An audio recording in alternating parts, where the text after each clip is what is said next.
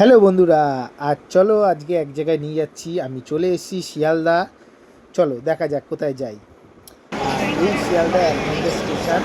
আমি স্টেশন থেকে নামলাম। আর এই 1 নম্বর প্ল্যাটফর্ম থেকে আমাকে যেতে হবে। আজকে যাচ্ছি আমরা শ্যামসুন্দরী মায়ের কাছে। যারা যারা আসতে চাও তারা চলে আসো মায়ের কাছে। যাচ্ছি শ্যামসুন্দরী মায়ের মন্দিরে।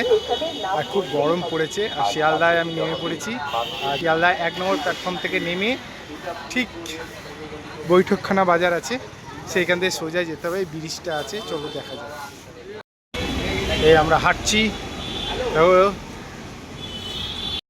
এই যে হলুদ রঙের বাড়িটা দেখা যাচ্ছে, তার ঠিক অপোজিটে মা শ্যামসুন্দরী মায়ের মন্দির।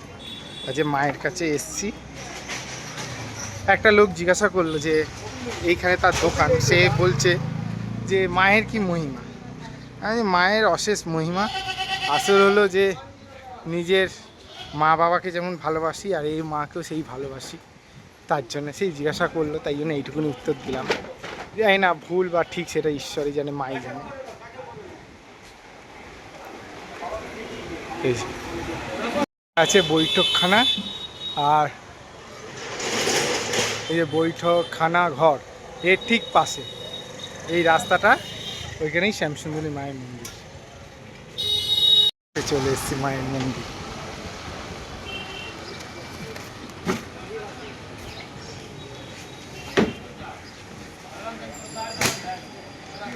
এই যে মায়ের কাছে চলে এসেছি। মায়ের কাছে চলে এসেছি আমরা, শ্যামসুন্দরী মায়ের কাছে। যে এই যে লেখা আছে দেখো, শ্যামসুন্দরী মা।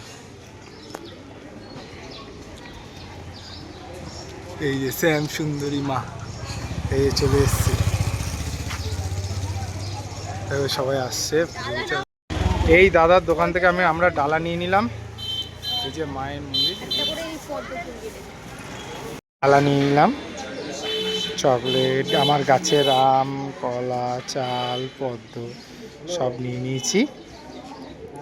চলো যাওয়া যায় মায়াকে যে পুজো দেওয়ার জন্য। কি গরম!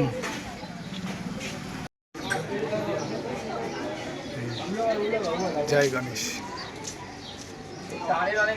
হ্যাঁ, এটাকে করবো, দাঁড়াও।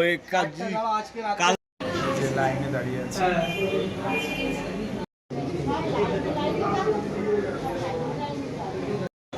এই যে বাবার কাছে চলে এসেছি। জয় শিব শম্ভু ভোলেনাথ, হরে হরে মহাদেব। আর দেখুন বন্ধুরা, কত লাইন পড়েছে এই মায়ের কাছে পুজো দেওয়ার জন্য। তা আমরা মোটামুটি 1 ঘন্টার কাছাকাছি লাইনে দাঁড়িয়েছিলাম।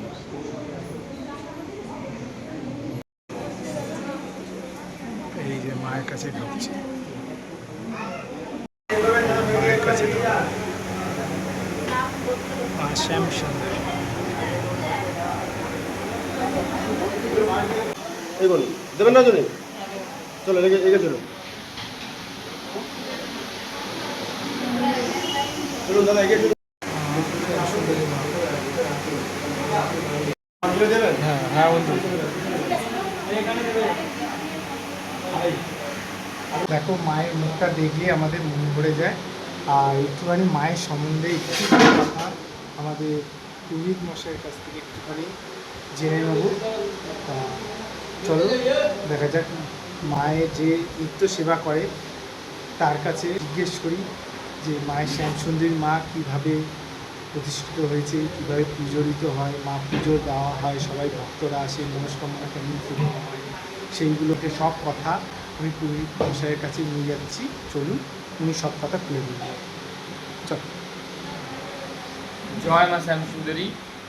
আপনাকে প্রথমে বলি, আপনারা জেনেই থাকবেন মাকে কর্তব্যে জীবন্তকালী বলা হয়।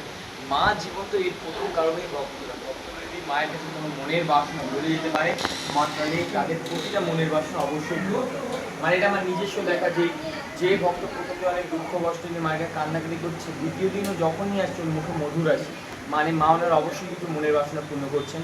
আর মাকে যখন দেখবেন তখন দেখবেন মায়ের পেটে নিচে 9টি বিগ্রহ, নবগ্রহ বিগ্রহ। আমাদের মানব জীবনে মেন সমস্যা হলো গ্রহদোষ। এই গ্রহদোষের চক্করে মানুষ অনেক রকম পাথর, মাদুরি, কাগজ ধারণ করে, কিন্তু সবার তো সামর্থ্য হয়নি সে পাথর, মাদুরি, কবচ করার। তাই মা শ্যামসুন্দরকে যদি কোনো ভক্ত কেবল 28 শনিবার যদি দর্শন করতে পারে, যে কোনো গ্রহদোষ থেকে এমনি মুক্তি হয়। কোনো রকম পাথর মাদুর কবচ কিছু লাগে না, কেবল মায়ের মুখমণ্ডল দর্শন করতে হয়। আর মায়ের এখানে সকাল 8:30 নাগাদ মায়ের মন্দির খুলে যায়, সকাল 8:30 থেকে দুপুর 1টা অবধি মায়ের মন্দির খোলা থাকে, আবার বিকেল 4টা থেকে সন্ধ্যে 8:30 অবধি। এর মধ্যে মাঝখানে মায়ের দুপুর 12টা থেকে 1টার মধ্যে মায়ের ভোগ প্রসাদ বিতরণ হয়, আবার সন্ধ্যে 7টা থেকে 7:30টার মধ্যে ভোগ বিতরণ হয়। আমাদের মন্দিরে প্রতিটা দিন দুবেলা অন্নপ্রসাদ বিনামূল্যে বিতরণ হয়। তো যখনই মাকে দর্শন করবে অবশ্যই মায়ের ভোগ প্রসাদ নেবার চেষ্টা করবে। আর মাকে শুধু একটাই কথা বলে মাকে পাবেন, মাকে বলেন মা তুমি ছাড়া আমার কেউ নেই। আপনি শুধু মাকে একবার বলে দেখেন, মা অবশ্যই আপনাদের প্রত্যেকের মনে কথা শুনবে। জয় মা। শ্যামসুন্দরী মায়ের কাছে এসেছি, আর মায়ের কাছে এসে মায়ের কাছে প্রসাদ পেয়েছি, এই যে মায়ের কাছে পেয়েছি। আর আরেক দিয়েছে এই যে শ্যামসুন্দরী মায়ের কাছে এসেছি পুজো দিতে, আর মাকে এই রূপে পূজিত করা হয়। আর আজকে পুজো দিতে এসে মাকে আর আমারা এই দুটো জিনিস দিয়েছে পুরোহিত মশাই পুজো দেওয়ার সময়। তা খুব ভালো লাগলো, মাকে দর্শন করলাম, অঞ্জলি দিলাম। আপনারা পারলে আসবেন, খুব ভালো লাগবে। মায়ের মুখ থেকে খুবই ধন্যবাদ। ভোগ বিতরণ করা হয় রোজ। জয় মা শ্যামসুন্দরী।